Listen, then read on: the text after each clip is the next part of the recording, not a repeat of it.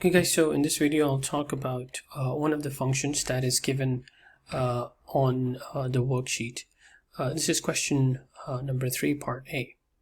Okay, so 3A. Now in this question you've been given a function, right?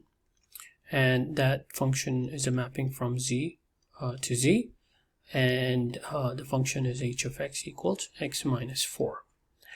Now the set of z is again the set of all integers, and so it goes, let's say, start from negative infinity and then negative 3, negative 3, negative 2, negative 1, 0, 1, 2, 3, and so on. Right? Continues on. Now in this question you have to show whether the function is one-to-one or onto or neither or both, right? And so these type of questions can be tricky, and I ask my students to follow a particular method to answer this question. And if you have, especially if you are doing this for the first time, if you have your own way of thinking about this, that's completely fine. You don't have to follow this method. But so the way I do it is the following. So let's draw a map. Right? So we're going to draw a map, and let's write a few numbers from this set. Right? Usually a few numbers are enough to figure out. So 5, 4, 3, 2, 1, 0, negative 1, negative 2, negative 3, negative 4, and so on. These numbers go on from over here. Right?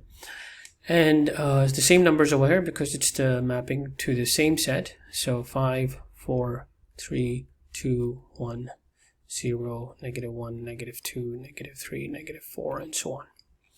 So now the next step is to plug in the values. So h of 5 minus 4 is 1, h of 4 minus 4 is 0, and h of 3 minus 4 is negative 1, h of 2 minus 4 is negative 2, and so on. You can see that it's just decreasing by 1, and so h of 1 is negative, h of 1 is negative 3.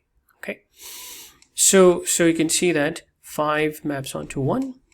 So let's draw the arrows now.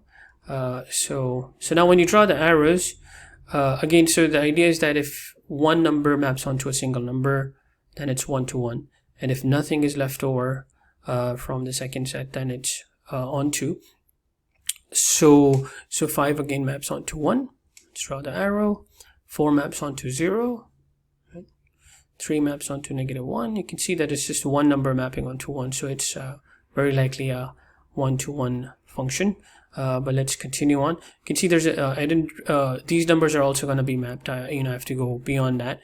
But you don't have to obviously do all the numbers. It's an infinite set, obviously.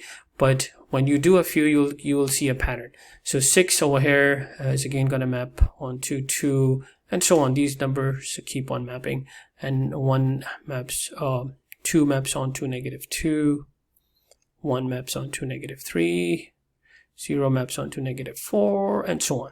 So you can see that nothing is being left over, and these numbers continue on at the bottom also.